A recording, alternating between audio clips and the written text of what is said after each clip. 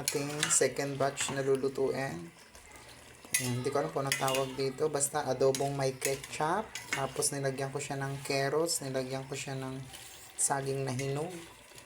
Hindi ko alam kung anong tawag yan. Basta lutong version niya ng alachoy version. Merong mga taba-taba ng baboy. Ayan, sobrang sarap nito. Tapos nilagyan ko ng konting sugar. Manamis-namis siya. Tingnan nyo, sobrang sobrang sarap tingnan. Pero masarap naman, tinikman ko, manamis-namis. Kasi may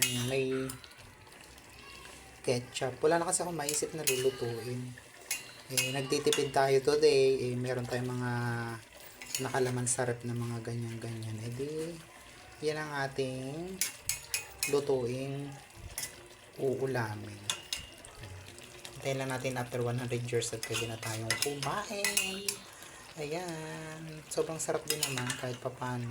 Ayan, ginisa ko lang yan. Tapos nilagyan ko ng toyo at hintayin ko lang magpagkat yung sabaw.